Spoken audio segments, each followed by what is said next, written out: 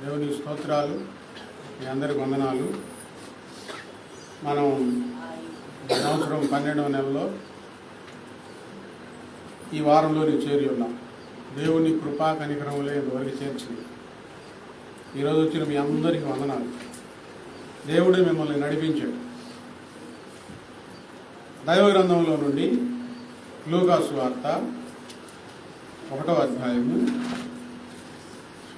31వ వచనం.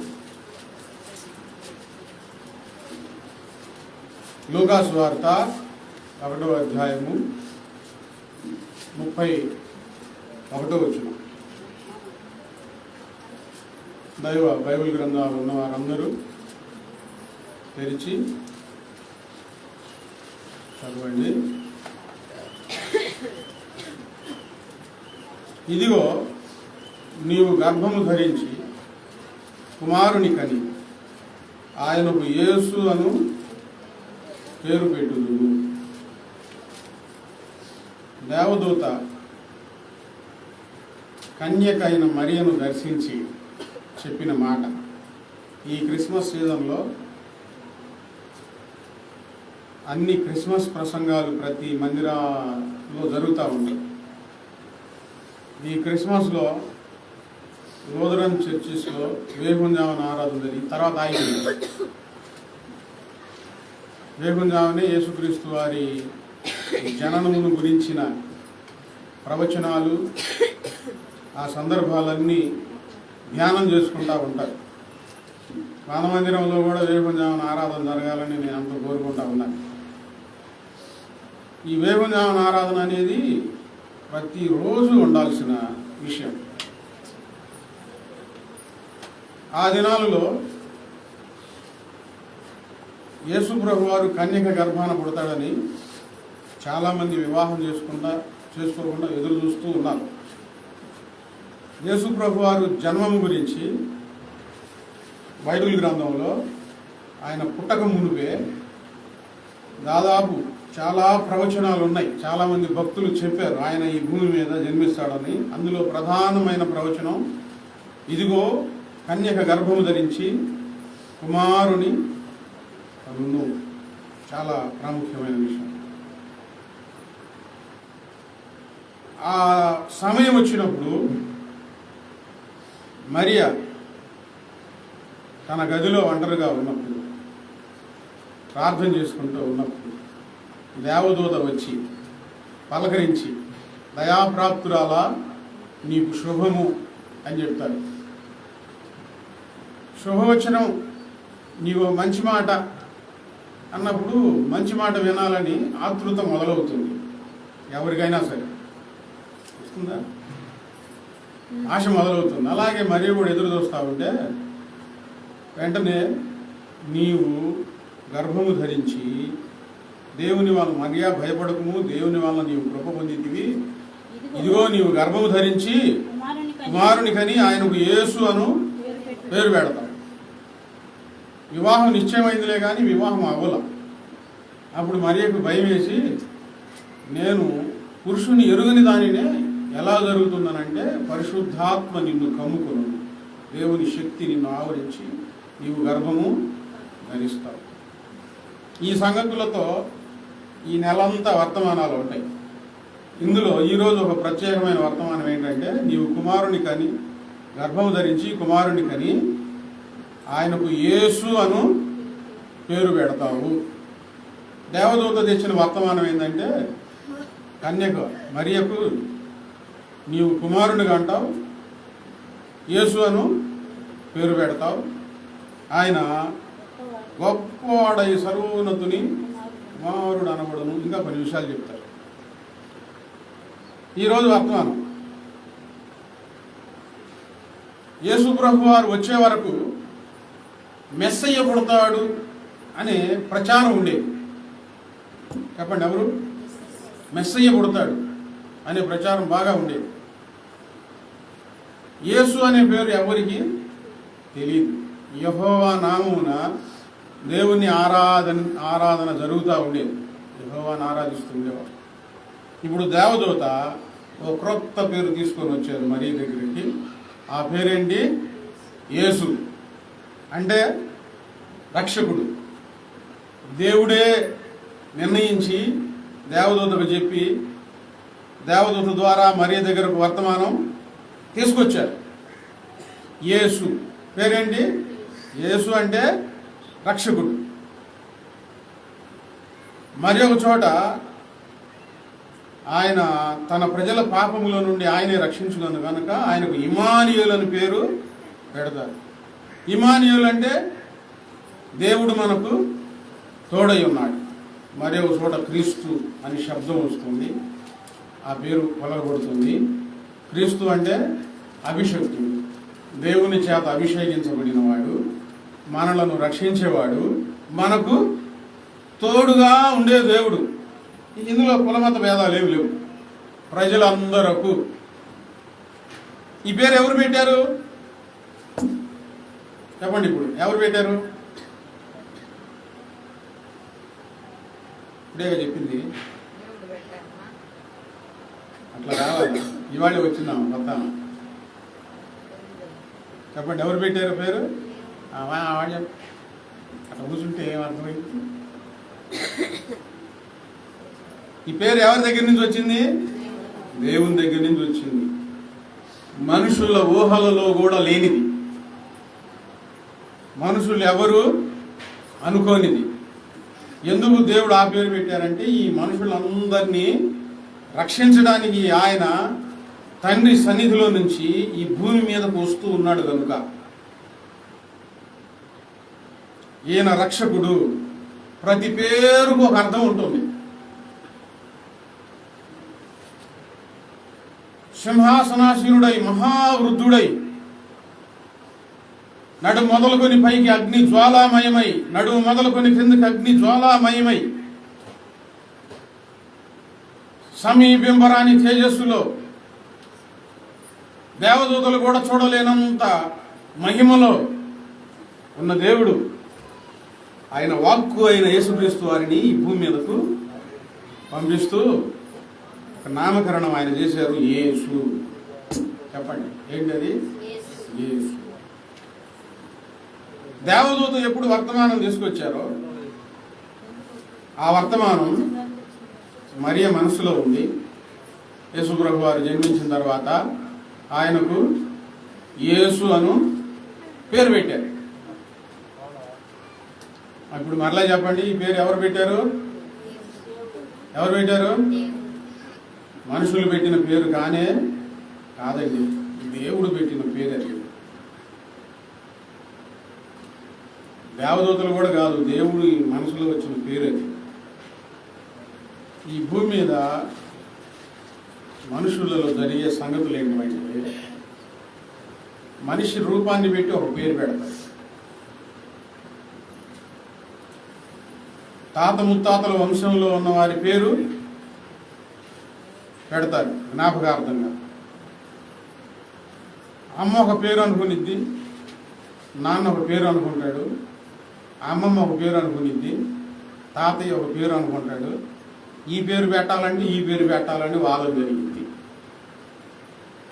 ఒక్కోసారి ఏం చేస్తారంటే నీకు నాకు వాదన ఎందుకు, ఆ పేరు ఈ పేరు కలిపి పెడదామని చెప్పి ఇంత పొడుగు పేరు ఒకటి పెడతారు వారి. ఇక అందులో ఇక పేర్లన్నీ కలిసి ఉంటాయి అన్నమాట. ఈ పేర్లన్నీ మనం ఆడ పిలుస్తామని చెప్పి ఒకళ్ళు ఏం చేస్తారు, ఇంత బుట్టి పేరు పెడతారు. చిట్టి, కిట్టి, చిన్ని, ఎంత పెద్ద పేరు ఆడ పిలుస్తామని. ఈ పేర్లు ఏంది? ఎవరు పెట్టినవి ఇవన్నీ? ఎవరు పెట్టినవి? మనుషులు పెట్టిన పేర్లు. మా అమ్మ ఎవరో నాకు కాళేశ అని పేరు పెట్టారు. నేను బాప్తిసం తీసుకోకముందే పంజాబ్లో పనిచేస్తూ క్రిస్మస్ పండగకి వచ్చి కాశీ గారి చేత పేరు పెట్టించుకొని మళ్ళీ పంజాబ్ వెళ్ళిపోయాను. పేరు పెట్టించుకోవడం కోసం ఇక్కడికి వచ్చా. నేను వచ్చి కాశీ గారు నేను పేరు మార్చుకోవాలంటున్నాను, పేరు పెట్టనంటే బాప్తిసం తీసుకుంటే పేరు మార్చుతాం, లేదా పేరు మారవము అని అంటే, లేదండి నేను అక్కడి నుంచి వచ్చాను ఆశతో, నాకు యేసయ్య అంటే ప్రేమ, ఆయన అంటే అభిమానం అని చెప్పి పేరు పెట్టమంటే ఆయన పేరు పెట్టబోయే ముందు భాష గారు నాకు డేవిడ్ అని పేరు పెట్టు అని అన్నాను. నువ్వు చెప్పింది మేము పెట్టమయ్యా, దేవుడు ఏది చెప్తే మేము అది పెడతామన్నాడు. తిమోతి అని పేరు పెట్టారు నాకు. ఆ పేరు నాకు అర్థం కాదు, తిమోతి ఏంగా అనుకున్నా. నాకు ఒక రకంగా అనిపించింది తిమోతి అని పేరు పెడితే. తర్వాత అర్థమైంది తిమోతి అంటే దాని అర్థం తెలిసి సంతోషించండి, నమ్మకమైన వాడు అని బైబిల్లో ఉంది. ఒక ఆమె నా పేరు చెప్తే త్రిమూర్తి అనిపించేది. నేను త్రిమూర్తిని కాదు తిమోతిని అంటే నేను ఇంతే పిలుస్తాలే, నువ్వు త్రిమూర్తి వెళ్ళాను.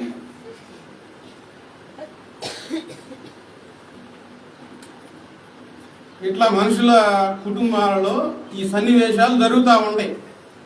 కానీ యేసయ్యకు ఎవరు పేరు పెట్టారు చెప్పాలా, మీ గుండెల్లో నిలబడిపోయింది. వర్తమానం ఎవరు తీసుకొచ్చారు? దేవదూత. ఎందుకు ఆ పేరు పెట్టారు? లోకమంతటిని రక్షించేవాడు ఆయన ఒక్కడే గనక రక్షకుడు. యేసు అంటే రక్షకుడు. ఇమానియేల్ అంటే దేవుడు మనకు తోడుగా ఉన్నాడు, ఆయన అభిషేకించబడిన వాడని. ఆయన పేరు యేసుక్రీస్తు, యేసయ్య అనే పేరు దేవుడే నిర్ణయించి పెట్టాడు, మనుషులు పెట్టిన పేర్లు కావు. ఇప్పుడు మీ ఇంట్లో మీకు తలకాయగా ఉన్నవాళ్ళు అంటే పెద్దగా ఉన్నవాళ్ళు పేరు పెట్టే ముందు మీ ఇళ్లలోకి వెళ్ళి అడుగుతారు కదా, ఏం పేరు పెడదామని పెద్దోళ్ళని తీసుకుంటారు కదా. ఆ పెద్దోళ్ళు పేరు పెడతారు. దాని తర్వాత రెండో తలకాయ, మూడో తలకాయ, నాలుగో తలకాయలు ఉంటారుగా, వాళ్ళు పేర్లు పెట్టుకుంటారు. ఇప్పుడు ఇంట్లో వాళ్ళందరూ కలిసి ఈ పేర్లు ఆ పెద్దవారు పెట్టిన పేరు పిలవకుండా ఈ చిన్నవాళ్ళు పెట్టిన పేర్లు పిలుస్తుంటే ఏమంటారు? మన ఇంట్లో పెద్దోళ్ళు ఏం పేరు పెట్టారు, ఆ పేరు పెట్టే పిలవాలి. ఏ పేరు పెడితే ఆ పేరు పిలవకూడదు అంటే గౌరవం ఎవరికి ఇస్తున్నారు? పెద్దవారి. దేవుడు నిర్ణయించిన ఈ పేరు యేసు అనే నామం చాలా విలువైనది. ఆ నామమునకు మనము విలువనివ్వాలి. అందుకే ఇప్పుడు దాకా ఇంత చెప్పాను. యేసయ్య నామమునకు మనం ఏమి ఇవ్వాలి చెప్పండి? ఏమి ఇవ్వాలి? విలువనివ్వాలండి. విలువ లేని నామం కాదు అది ఆయనది. దేవుడే పెట్టిన పేరు ఓ మంచి సంగతి. ఈ యేసయ్య నామం మన ఊర్లో తెలిస్తే ఇంకొక ఊర్లో తెలియకుండా ఏం లేదు.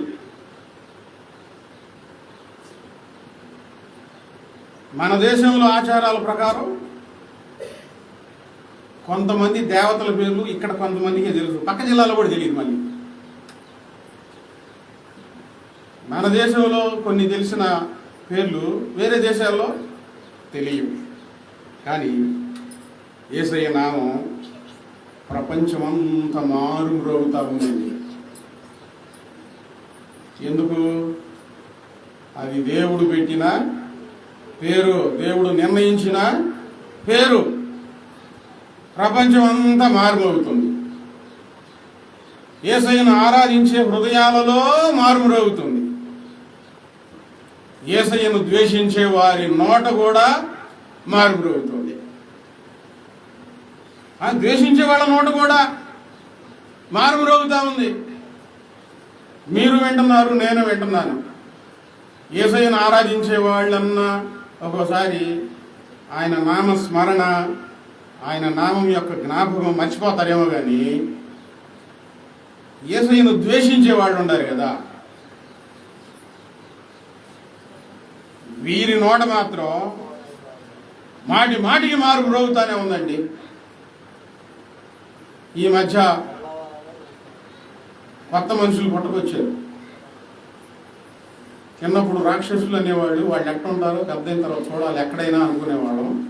రాక్షసులు అంటే మనుషుల మధ్యలో ఉండే క్రూరమైన మృగ స్వభావం కలిగిన వాళ్ళే రాక్షసులు. జల ఏమో మెత్తగా నొప్పి లేకుండా రక్తం తాగిద్ది, సింహం ఏమో నొప్పి పుట్టించి కసా కొరికి తిని అది రక్తం తాగిద్ది. ఈ వింత మనుషులు. ఒకడొచ్చాడు మరి ఘోరంగా, ఆయన నామం ఎత్తంది ఆడి కడుపు నిండదనుకుంటా, ఏసా పీసా అనుకుంటా వస్తున్నాడు, ఏసు ఎవడో అనుకుంటా వస్తున్నాడు. ఇప్పుడు ఈరోజు కూడా మిమ్మల్ని కూడా నేను అడుగుతున్నాను, అక్క చెల్లెల్లోనైనా అన్నదమ్ముల్లోనైనా మీకు బాధ కలిగించి వారంటే మీకు అసహ్యం వేసింది అనుకోండి, వారి పేరు వినటానికైనా మీకు బాధ కలిగింది. వాళ్ళ పేరు నా దగ్గర ఎత్తొద్దు, చేయవద్దు అసలు. ఇంకా ఎందుకు, వాళ్ళు ఏదో బాధ కలిగించారు మీకు, ఇక వాళ్ళతో మాట్లాడటానికి వాళ్ళ పేరు వినటానికే మీరు బాధపడతారు. ఈ యేసయ్యను ద్వేషించేవాళ్ళు మాటి మాటికి ఆయన పేరు ఎందుకు ఎత్తడం ఇష్టం లేదు కదా. ఎందుకో తెలుసా, ఓ రహస్యం నేను చెప్తా ఉన్నాను. అది దేవుడు పెట్టిన పేరు కనుక ఆరాధించే వాళ్ళ నోట మారు మ్రోగుతూ ఉంటుంది, ద్వేషించే వారి నోట కూడా ఆ పేరు మారు మ్రోగుతూ ఉంటుంది. తప్పు అనుకున్నప్పుడు ఆ పేరు నీకెందుకు?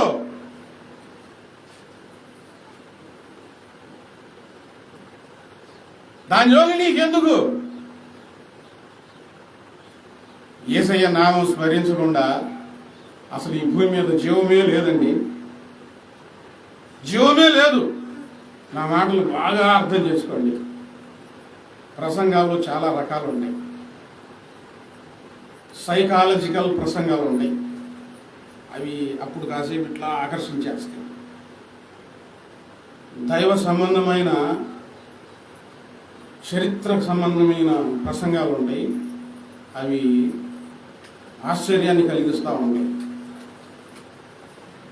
ఉపదేశాలు ఉంటాయి, పాప ఫలితం పుణ్య ఫలితం మాత్రమే వివరిస్తూ చెప్పే ప్రసంగాలు భయం కలిగిస్తూ ఉంటాయి.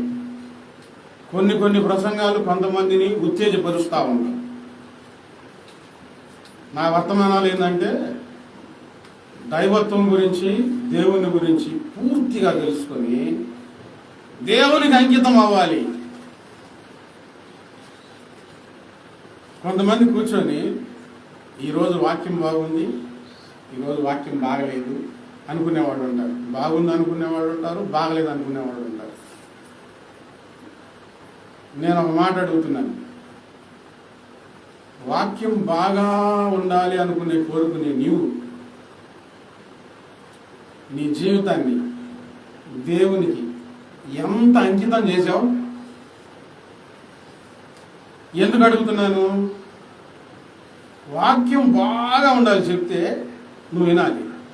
తర్వాత నీ జీవితం మాత్రం దేవునికి అంకితం చేయడానికి మాత్రం అస్సలు మనసు ఒప్పుకోకపోతే నీకు వాక్యం బాగా చెప్పి ఏం ఉపయోగం? అవునా కదండి? చెప్పండి, మీరు చెప్పండి. సంవత్సరాలు వాక్యం విని ఆ సినిమా పాటలు వదలకపోతే నీకు వాక్యం బాగా చెప్పాలా? సంవత్సరాలు నువ్వు వాక్యం బాగా చెప్పే వాక్యమే విని మనసులో కుళ్ళు బుద్ధి వదులుకోకపోతే, స్వప్నార్థాన్ని వదులుకోకపోతే నీకు వాక్యం బాగా చెప్పాలా? వాక్యం చెప్పే సమయంలో దేవుడు నాతో ఏ వాక్యంతో మాట్లాడతాడో ఆ వాక్యాన్ని పట్టుకొని తప్పులు సరిదిద్దుకొని మీరు అంకితం అవుతా ఉంటే వాళ్ళకి అన్ని వాక్యాలు అర్థమవుతాయండి. రైతులా అన్ని వాక్యాలు వాళ్ళకి అర్థమవుతాయి. కూర్చొని ఉన్నప్పుడు ప్రభువా ఒక్క మాట అయినా నాతో మాట్లాడయ్యా, నాకు సరిచేయని ఆశతో కూర్చుంటే దేవుడు ఖచ్చితంగా నీతో మాట్లాడతాడు.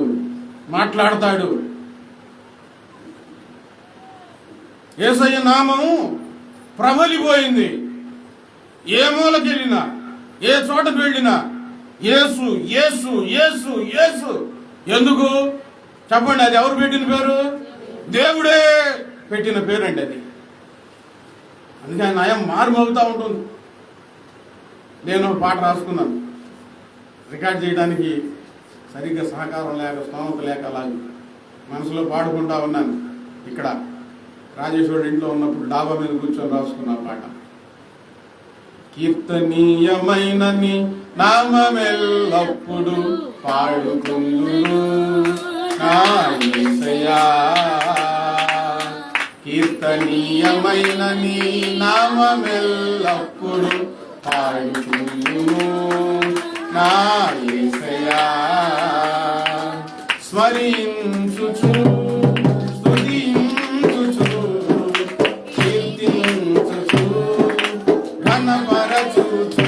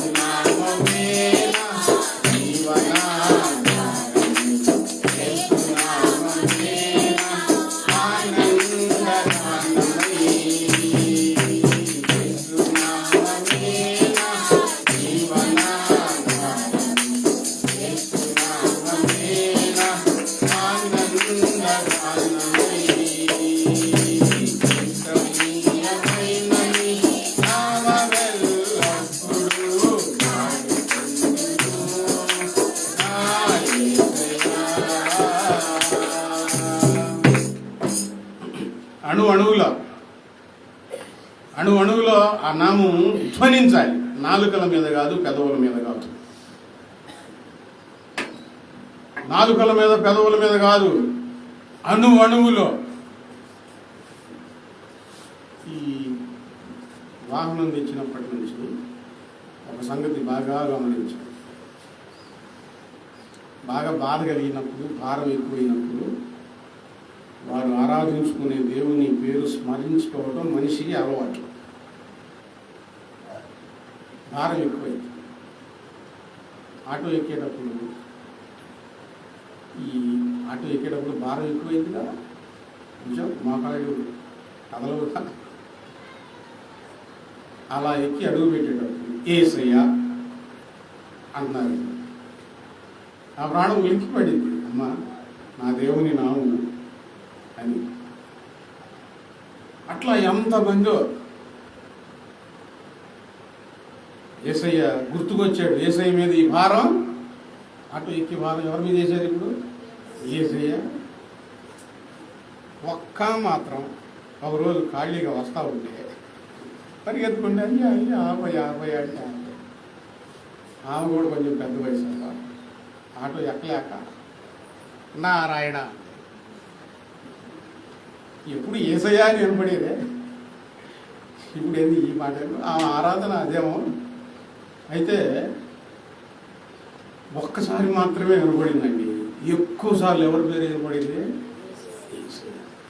యేసయ్య. ఆధిక్యత ఏ నామానికి ఉందంటే ప్రపంచం అంతా చెప్పండి అందరూ గట్టిగా, యేసయ్య. యేసయ్య ఆధిక్యత. ఒక మంచి భక్తిపరుడు యేసుప్రభు వారంటే తెలియదు. జీవితం మంచిది, ప్రవర్తన మంచిది, వ్యక్తిత్వం మంచిది. ఈ మైక్లో యేసయ్య పాటలు వినపడుతున్నప్పుడు ఇట్లా చెవులు మూసుకొని వెళ్ళేవాడు. ఆ పేరు నేను వినకూడదు, అది అపవిత్రం అనుకొని. తర్వాత ఎవరో ముస్లింసే యేసుప్రభు వారి గురించి బాగా వివరించి ఆయన ప్రేమ ఇదయ్యా, ఆయన ఆరాధనీయుడు, ఆయన పూజనీయుడు అని చెప్తే యేసుప్రభు వారిని తెలుసుకున్న తర్వాత పూర్తిగా అయ్యయ్యో ఎంత పొరపాటు చేశాను, ఇంత పవిత్రమైన నామాన్ని వినటానికి నేను భయపడి చెవులు మూసుకున్నానే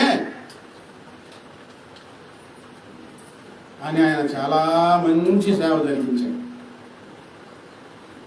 యేసయ్య నామం మనమందరం పిలుచుకోదగినదండి. కొన్ని వాక్య భాగాల్లో నిర్గమాకాండం 34:14 బైబిల్ గ్రంథంలో చదివితే త్వరగా తీసి చదవండి. నిర్గమాకాండం 34వ అధ్యాయం 14వ వచనం.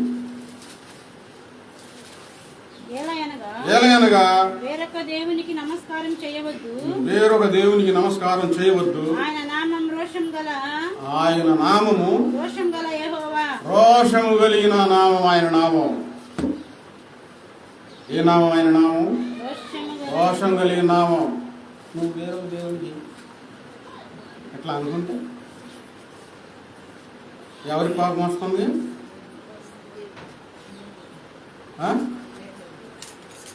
ఒక ఆయన భక్తుడు తీర్మానం చేసుకున్నాడు కీర్తన గ్రంథంలో. ఎంత తీర్మానం అంటే కీర్తన గ్రంథం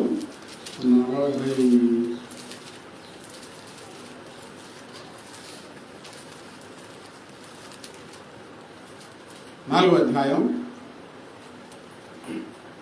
20వ వచనం. కీర్తన గ్రంథం 44:20.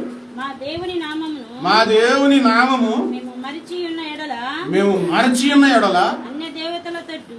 ఎప్పుడు మర్చిపోతే ఆ కీర్తన మొత్తం చదువుకుంటా వస్తే మా శత్రువుల చేతికి మమ్మల్ని నువ్వు అప్పచెప్పావు, నక్కలున్న చోట మమ్మల్ని నలగొట్టావు, మా తల ఎత్తుకోకుండా చేశావు, మమ్మల్ని దిక్కుమాలిన వారిగా చేసేసావు, అనాథలుగా చేసేసావు.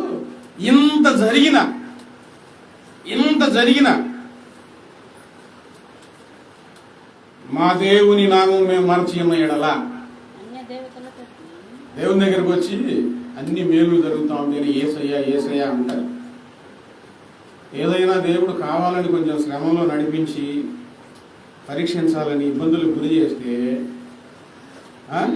ఏసై లేడు ఏమీ లేడు అనే మాట కొంతమంది. ఇక్కడ ఒక ఆయన ఏం తీర్మానం చేస్తున్నాడు తెలుసా?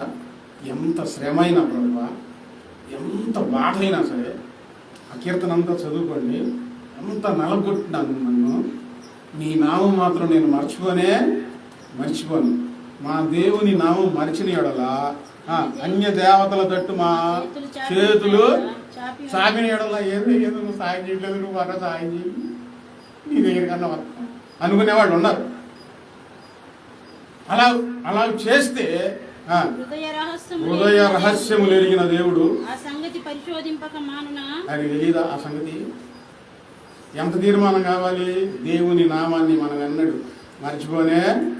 మర్చిపోకూడదు. ఆయన నామం రోషం కలిగిన నామం. కీర్తన గ్రంథం 111:9. కీర్తన గ్రంథం 111వ అధ్యాయం 9వ వచనం.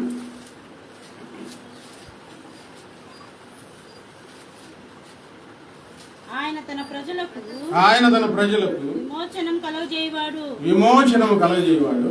తన నిబంధన ఆయన నిత్యముగా ఉండ నిర్ణయించువాడు. ఆయన నామము పరిశుద్ధమైనది, పూజింపదగినది.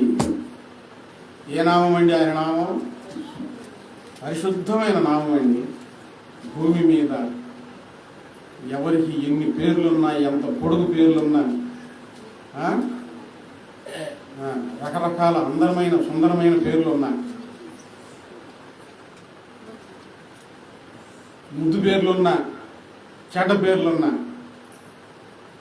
యేసయ్య నామానికి సాటి రావు. ఆయన నామము పరిశుద్ధమైనది, పూజింపదగినది. దూరంగా ఉంచేది కాదు, ముట్టుకోకూడదు కాదు, ఈ బైబిల్ గ్రంథాలని అనుకునేది కాదు. పరిశుద్ధమైనది, పూజింపదగినది ఆయన నామం. చదవండి మరో చోట యెషయా గ్రంథం 12వ అధ్యాయం 4వ వచనంలో. యెషయా గ్రంథం 12వ అధ్యాయం 4వ వచనంలో. యెహోవాను స్తుతించండి, ఆయన నామమును ప్రకటించండి. జనములలో ఆయన క్రియలను ప్రచారం చేయండి. ఆయన ఆయన నామము ఘనమైనది. జ్ఞాపకంలోకి తెచ్చుకొనుడి. ఆ సంగతి జ్ఞాపకం చేసుకోండి. ఆయన నామము ఘనమైనది. ప్రపంచం అంతా మారుమోగిపోతా ఉంది. ఎవరైనా ఘనకార్యాలు చేస్తే గిన్నిస్ బుక్లో ఎక్కిస్తారు. ఎందుకు? ఆ పేరు అందరూ జ్ఞాపకం చేసుకోవాలి. ఆయన ఈ ఘనకార్యం జరిగించాడని. యేసయ్య నామం ఘనమైనది. ఈ గిన్నిస్ బుక్ ఒకరోజు కాలిపోయిద్దాము, కానీ ఆయన నామ ఘనత మాత్రం చెక్కు చెదరదండి. చదవండి మరో చోట కీర్తన 148:13. కీర్తన గ్రంథం 148 అధ్యాయం 13వ వచనం. 140. యెహోవా నామమును స్తుతించుదురుగాక. అందరూ యెహోవా నామము స్తుతించుదురుగాక. ఆయన నామం మహోన్నతమైన నామము. ఆయన నామము మహోన్నతమైన నామము. ఆయన నామము రోషం కలిగిన నామం. ఆయన నామము పరిశుద్ధమైనది, పూజింపదగినది. ఆయన నామము మహోన్నతమైనది. ఘనమైనదంటే ప్రపంచం అంతా మారుమోగిపోతా ఉంది. మహోన్నతమైనదంటే పత్రికల్లో వివరించారు, అన్ని నామముల కన్నా పైనామము. అందుకని ఆయన నామం మహోన్నతమైనది. అలెగ్జాండర్ ఉన్నాడు, ఇప్పటికీ ఆయన పేరు మారుమోగుతూ ఉంది. అలెగ్జాండర్ కంటే మహోన్నతమైన నామము యేసయ్య నామం. ఇంకా చాలామంది మహోన్నతమైన వ్యక్తులు ఉన్నారు. వాడు చేసిన మంచి పేరును బట్టి ఈ ప్రపంచం అంతా వారు ఒక మంచి పేరు ఇచ్చింది, బిరుదు. వీరందరికంటే మహోన్నతమైన నామం. ఆయన మహిమను దాటలేరండి, ఎవరు తాకలేరు, దాటలేరు.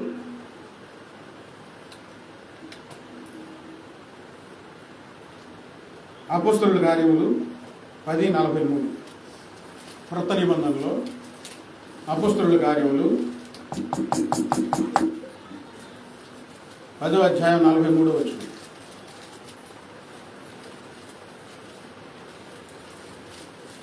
చదవండి. ఆయన యందు విశ్వాసముంచు వాడెవడో ఆయన నామము మూలముగా పాపక్షమాపణ పొందునని ప్రవక్తలందరూ ఆయన గురించి సాక్ష్యమిచ్చుచున్నారు. ప్రవక్తలు దేవునికి మనుషులకు మధ్యలో వర్తమానం అందించిన వారు ప్రవక్తలు, పరిశుద్ధులు. వారి జీవితాలను త్యాగం చేసుకొని దేవుని కొరకే బ్రతికిన వారు. ఆ ప్రవక్తలు చెప్పిన మాట ఏంటంటే, పాప క్షమాపణ అనేది ఆయన నామము మూలముగానే కలుగుతుంది. ఆయన నామము పాప క్షమాపణ ఆయన నామం మూలముగా ఏ ప్రజలకు కలుగుతుంది? ఎవరికి కలుగుతుంది పాప క్షమాపణ? ప్రజలందరికీ. ఆయన నామందు ఎవరు విశ్వాసం ఉంచారో వారికి కలిగే భాగ్యం ఏంటంటే పాప క్షమాపణ. చెప్పండి, బాగా గుర్తుపెట్టుకోండి ఈ మాటలు. కులం పాప క్షమాపణ చేయలేదు. మిమ్మల్ని బాగా ప్రేమించే బంధువులు మీ పాపాలు క్షమించలేదు. గిన్నిస్ వరల్డ్ బుక్ రికార్డులో ఎక్కిన పేర్లన్నీ వాళ్ళు వచ్చి మీ పాపాలు క్షమించలేదు. ఆయన రక్షకుడు. పాపాల నుండి రక్షించేది ఆయన ఒక్కడు మాత్రమే. ఈ భూమి మీద రోగాల నుంచి బయటపడవచ్చు, ప్రాణం పోయే చివరి క్షణాల్లో కొంతమంది డాక్టర్లు వారు ప్రయత్నాలు చేసి ఆ ప్రాణం నిలవచ్చు. అట్లా ఏదో ఒకటి వాళ్ళు చనిపోవాలి. జీవిత కారాగార శిక్ష విధిస్తే ఇక జైల్లోనే మగ్గిపోవాలి. కానీ అక్కడి నుంచి, జైల్లో నుంచి విడిపించగలిగే స్తోమత ఉండొచ్చు. కొన్ని నెలల క్రితం నేను చదివిన సందర్భం, సౌదీలో మన ఆంధ్ర వ్యక్తి ఎవరో తప్పు చేస్తే ఉరి శిక్ష పడింది సౌదీలో. ఇక్కడ ఈ ఊళ్ళో ఉండి తిరిగి అతన్ని తీసుకున్న శిక్ష నుంచి తప్పించి తీసుకోవాలని చాలా కష్టపడాలి. అదే వేరే దేశంలో శిక్ష పడింది, ఇప్పుడు ఆ మనిషిని తీసుకోవాలంటే ఏం చేయాలి? ఈ మంత్రుల చుట్టూ ఎమ్మెల్యేల చుట్టూ తిరిగి తిరిగి తిరిగి సాలిపోయింది. వాళ్ళు ఫోన్లు చేసి రికమెండ్ చేయాలా, క్షమించమని కోరుకోవాలి, లెటర్లు పెట్టుకోవాలి, చాలా తతంగా ఉండేది. చేతులు ఎత్తేసుకోండి. ఆ దేశంలోనే ఒక పెద్ద ఆయనకి మనసు కలిగి చాలా పెద్ద మొత్తంలో దాదాపు ₹1,00,00,000 పైన ఏమో ఆయన స్వయంగా చెల్లించి తను క్షమించండి అని చెప్పి ఆ సౌదీ నుంచి ఆయన విడిపించి మన ఇండియాకి పంపించిన సందర్భం. ఎక్కడి నుంచి తప్పించుకున్నాడు? సౌదీలో జైల్లో నుంచి, మరణశిక్ష నుంచి తప్పించుకున్నాడు. ఆయన ఆ పని చేయగలిగాడు.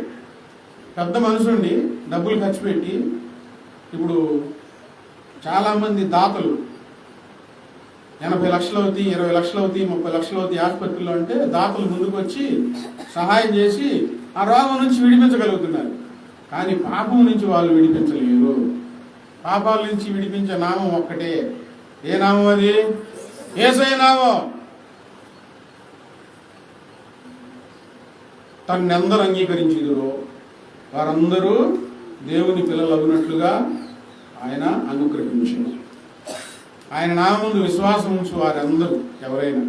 ఇప్పుడు ఆయన నామముందు విశ్వాసం ఉంచాలంటే యేసయ్య అని పేరు అర్థంగానే కొంతమంది భయపడిపోతా ఉంటే, అమ్మో మన మూలం కాదు, మన మతం కాదు అనుకుంటే నీ పాపాలు ఎవరు క్షమిస్తారు? పాపం లేదా? పెద్దోళ్ళు పెద్ద కొలపోళ్ళు పెద్ద పాపాలు చేస్తారా? చిన్న కొలపోళ్ళు చిన్న పాపాలు చేస్తారా? ఉందా ఇరుగులు ఏమన్నా? చిన్న కొలపోళ్ళైనా పెద్ద పాపాలైనా పాపం చేయాలని మనసులో పురుగు పుట్టినప్పుడు వారు ఎటువంటి పాపాలు చేస్తారో ఏం చేస్తారో తెలియదండి.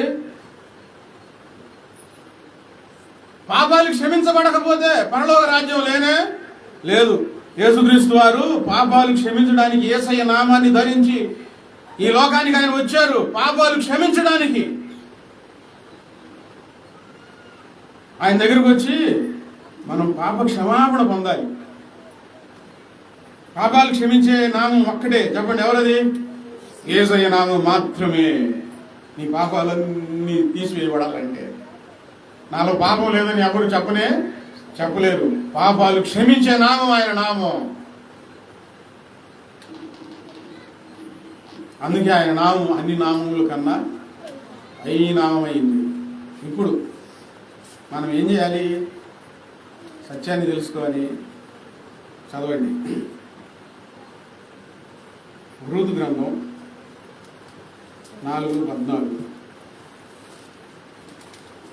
రూతు గ్రంథం 4:14.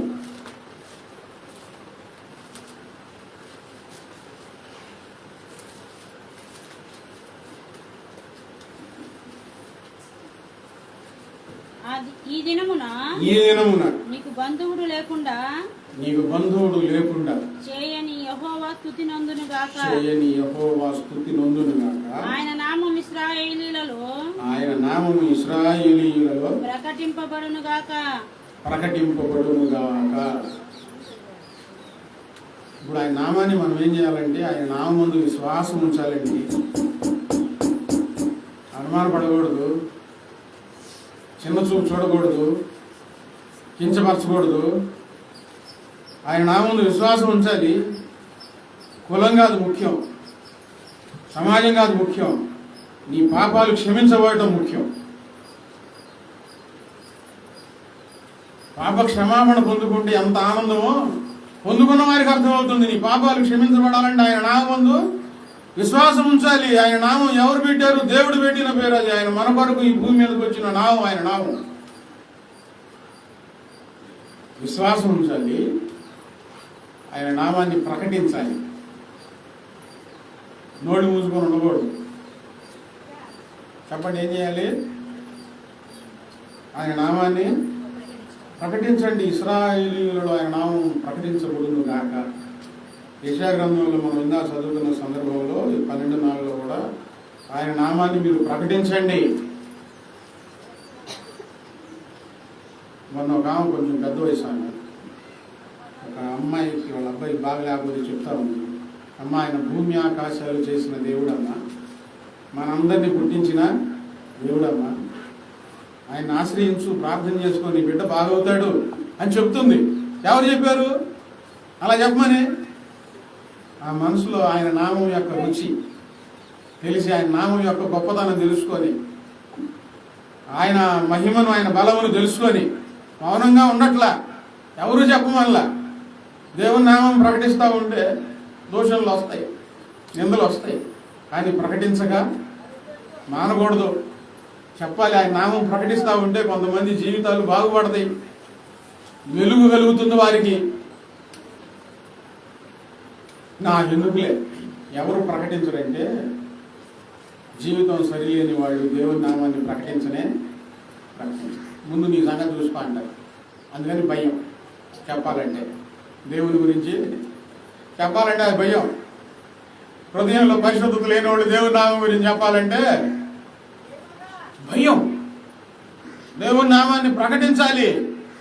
ఆ గొప్ప నామాన్ని, మహోన్నతమైన నామం, ఘనమైన నామం, పరిశుద్ధమైన నామం, పూజింపదగిన నామాన్ని నువ్వు ప్రకటించాలి. 3వ యోహాను పత్రిక 1వ అధ్యాయం 7వ వచనం. యోహాను రాసిన 3వ పత్రిక 1వ అధ్యాయం 7వ వచనం.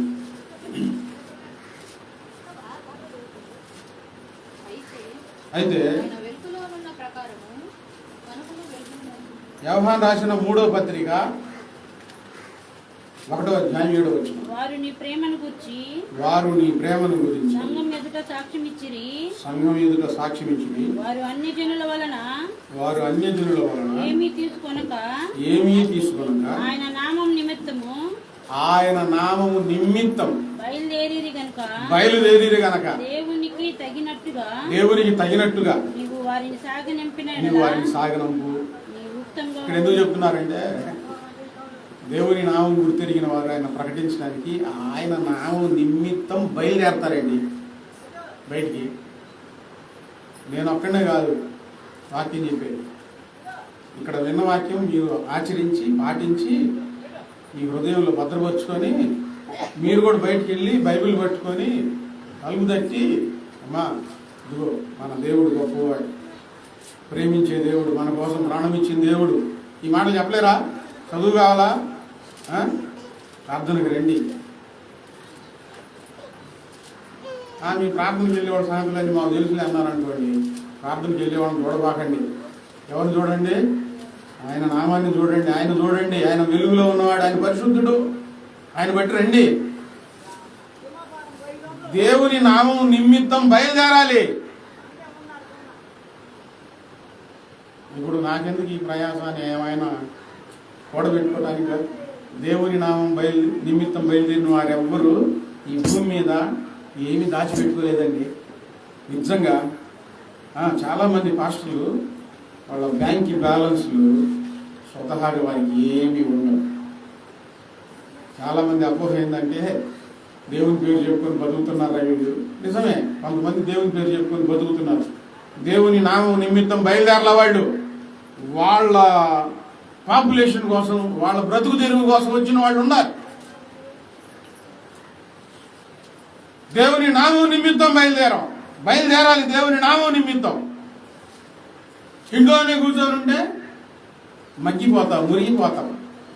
కొన్ని కోడిగుడ్లు ఉంటాయి, కొన్ని పిల్లలు అవుతాయి, కొన్ని ఏమైపోతాయి, మురిగిపోతాయి, పనికిరావు. నీ భక్తి జీవితం మురిగిపోకూడదు. నువ్వు బయలుదేరు. తూర్పు దేశపు జ్ఞానులు నక్షత్రాన్ని చూసి ఆయనను పూజించడానికి ఏం చేశారు? ఇంటికాడే కూర్చున్నారా? చాలా కష్టపడి దేశం వదిలిపెట్టి కష్టపడి వెతుక్కుంటా బయలుదేరి వచ్చారండి. నువ్వు దేవుని కోసం బయలుదేరు. చుట్టుపక్కల వాళ్ళు అందరితో తాగాదలే. నువ్వు వెళ్ళి వాక్యం చెబుతావు, ఏడ బయలుదేరతావు? నీ ఇంట్లో వాళ్ళని రక్షించుకో, నీ బంధువులను రక్షించుకో, బయలుదేరి ప్రార్థన చెయ్యి. ఆయన వాక్యాన్ని ప్రకటించాలి. ఆయన నామం నిమిత్తం నువ్వు బయలుదేరాలి. ప్రకటన 22:4. ప్రకటన 22:4.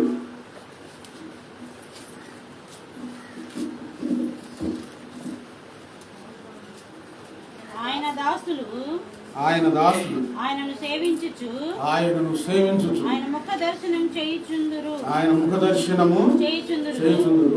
నామం వారి నొసళ్ళ యందుండును.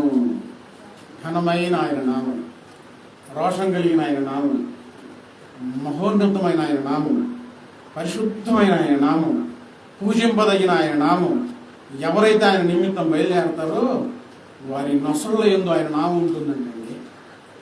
ఆ నామాన్ని ధరించుకోవడం ఎంత భాగ్యం, ఆ నామం స్మరించడం ఎంత భాగ్యం, ఆ నామాన్ని ప్రకటించడం ఎంత భాగ్యం. సామాన్యమైనది కాదు.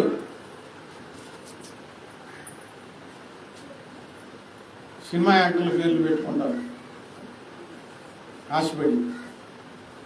వారి జీవితం లోపలికి వెళ్ళి చూస్తే చాలా దౌర్బల్యం ఉంటుంది. అనుకోవాల్సి వచ్చింది.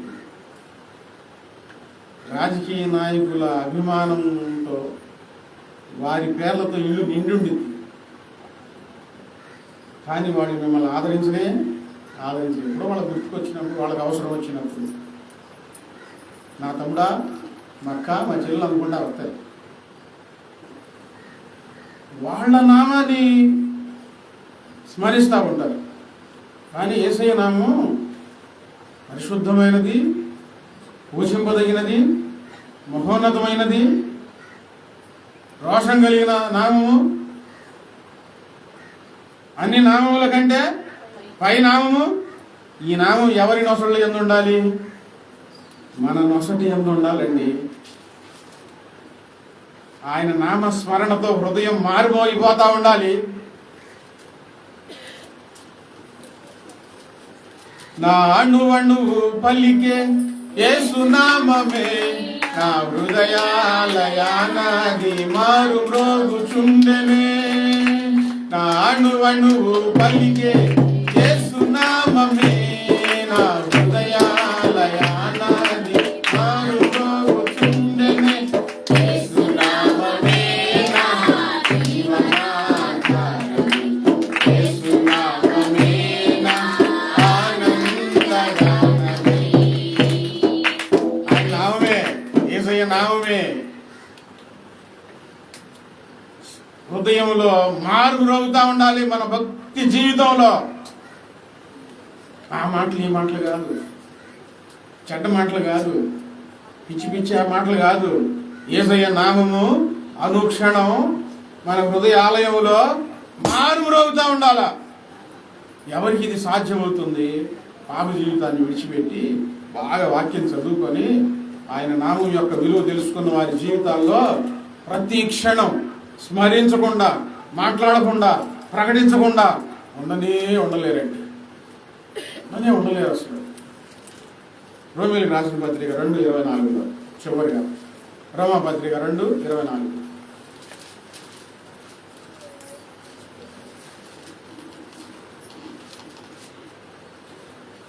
రాయబడిన ప్రకారం మిమ్మల్ని బట్టియే కదా దేవుని నామము అన్య జనుల మధ్య దూషించబడుతున్నది. ఆయన నామం మన నొసళ్ళ యందు ఉండాలి. ఆయన ముఖదర్శనం చేసుకుంటూ ఆయనను సేవించే జీవితం కలిగి ఈ భూమి మీదనే ఉండాలి. కానీ ఆయన నామం మన జీవితాన్ని బట్టి దూషించబడకూడదు. మిమ్మల్ని బట్టియే కదా అన్యజనులలో దేవుని నామము దూషించబడుతుంది. ప్రార్థనకి వెళ్ళింది కానమ్మా, మామూలు కాదు. ఈ అనేవాళ్ళు కూడా తప్పు ఇల్లు చేస్తే వీళ్ళ అనాలే కానీ దేవుణ్ణి అంటారు. దేవుణ్ణి అంటున్నారు ఏంటి? వీళ్ళని 2 పేకండి. తప్పు చేస్తున్నారు, దేవుని దగ్గరికి వెళ్తాను. దేవుడికి పరిశుద్ధుడు కదా, నువ్వు పరిశుద్ధంగా ఉండాలని తప్పు లేదు. గద్దించండి, చివాట్లు పెట్టండి. ఇవాళ ఇంటికి వెళ్ళి ఏదో చిన్న తప్పు కనబడితే లేనిపోయి చివాట్లు పెట్టి పాస్గా చెప్పి చివాట్లు పెట్టమని మళ్ళీ నామే చెప్తాను. అసలు సందర్భాన్ని బట్టి, అవసరాన్ని బట్టి మీరు చివాట్లు పెట్టారనుకోండి, జుట్లు పెట్టుకొని కొట్టుకోవాల్సి వచ్చింది. పాస్ గారు చెప్పాడు, పాస్ గారు చేస్తా అని వచ్చింది. సమయోచితమైన జ్ఞానం ఉపయోగించి గద్దించాలి. నేను కూడా ఈ జ్ఞానం లేక ముఖాన గద్దించి కొంతమంది శత్రువులు అయిపోయారు. అట్లా చేయకూడదు. నన్ను జాగ్రత్తగా ఉండాలి. మన జీవితం దేవుని నామాన్ని మహిమ తీసుకొని రావాలి. మన జీవితాన్ని బట్టి అన్ని జనుల్లో దేవుని నామము దూషించబడకూడదు. అంటే ఇప్పుడు ఎంత జాగ్రత్తగా ఉండాలండి, ఎంత జాగ్రత్తగా ఉండాలి మనం. పొరపాట్లో, కోపంలో, ఆవేశంలో మనసు నిలుపుకోలేక చేసిన పొరపాట్లన్నిటిని బట్టి ఎవరి నామం దూషించబడుతుంది?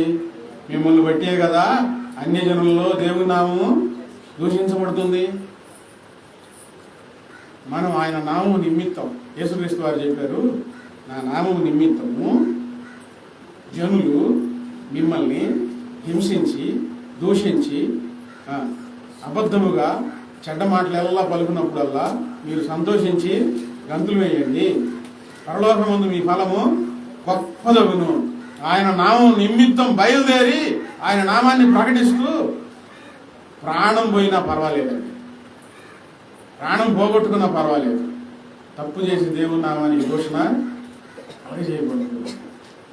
ప్రాణం పోతా ఉన్నా మౌనంగా ఉండి ప్రాణం పోగొట్టుకుంటే దేవుడు మన నామాన్ని భూమి మీద హెచ్చిస్తాడు. లేదు పొరపాటు చేసి అసభ్యకరంగా జీవించి దేవుని దగ్గరికి వచ్చి అపవిత్రంగా జీవిస్తూ ఉంటే, దేవునికి దోషణ కలిగితే అసలు నీ పేరు జ్ఞాపకం లేకుండా చేస్తాడు దేవుడు. పరిశుద్ధంగా జీవించాలి. ఆయన నామం కొరకు ఆయన నామాన్ని మనం ధరించుకోవాలి. ఆయన నామాన్ని మనం భుజాల మీద ఎత్తుకొని ఆయన నామాన్ని ప్రకటించాలి. ఆయన పరిశుద్ధుడు కనుక మనం కూడా పరిశుద్ధంగా జీవించాలి. చెప్పండి, ఈ పేరు ఎవరు పెట్టారు? ఎవరు పేరు పెట్టారు? మాలమాది కూడా పెట్టలా. ఇందాక వాక్యం చెప్తా ఇప్పుడు ఇదంతా మీకు చెప్పానా? ఇదంతా 2-3 సార్లు అడిగానా ఎవరు పెట్టారు ఈ పేరు అని? మీరు చెప్పారా? అట్లా కూడా ఆమె కూడా చెప్పింది. ఇందాక చెప్పి ఈ పేరు వాళ్ళు పెట్టింది కాదమ్మా, మనుషులు పెట్టింది అయితే పర్వాలేదు, దేవుడు పెట్టిన పేరు అంటే వాడు పెట్టలేదులే కానీ ఆయన గొడవళ్ళ ఇంట్లో పెట్టాడుగా, పశువుల దొట్లో పెట్టారుగా, యాదవులు పెట్టారులే అంటే గొడవలు పెట్టారులే అని ఇప్పుడు చెప్పింది ఏంది నేను నీకు? మర్చిపోయా దేవుడు పెట్టాడు అంటారు. అంటే ఎంత వాక్యం చెప్పినా మైండ్ ఆడవా పెట్టి ఉంటే ఏం అర్థం అవుతుంది? వాళ్ళోళ్ళు పెట్టలా, మానవాళి కూడా పెట్టలా. ఎవరు పెట్టారు? దేవుడు పెట్టిన పేరు. అది ప్రబలిపోయింది. నీ గుండెల్లో మార్పు రాగాలి, నీ నొసటి ఆయన నామం ఉండాలి. ప్రజల నోటే ఉండాలి. తెలుసా? యేసయ్య బిడ్డ. హల్లెలూయా. ఏముండాలి? యేసయ్య బిడ్డ. నువ్వు ఎడబడితే అడ్డించుకొని మాట్లాడకూడని విధంగా మాట్లాడతా, వంకలు తిరుగుతా, కళ్ళు వంకలు తిప్పుతా, ఎట్ట పడితే అట్లా నవ్వుతా ఉన్నావు అనుకో, ఎవరో ఒకటి చూస్తుంది. దేవుడు చూస్తున్నాడని భయం లేకుండా దేవుని దగ్గరికి వస్తా పిచ్చి పనులు చేస్తుంటే ఎవరో ఒకటి చూస్తారో చూడరా. యేసయ్య దగ్గరికి వెళ్తాంలే కానీ సైతాన్ని బిడ్డ అంటారు. ఏ పేరు పట్టిపోతుంది? సైతాన్. దేవుని పిల్లలంగా ఆయన నామాన్ని భుజాల మీద ఎత్తుకొని గుండెల్లో నింపుకొని బ్రతకటమే క్రిస్మస్. దేవునికి సంతోషకరమైన క్రిస్మస్. ఆయన నామానికి అవమానకరంగా జీవించేది క్రిస్మస్. కానీ మోకరించుకొని ప్రార్థన చేసుకుంటాం.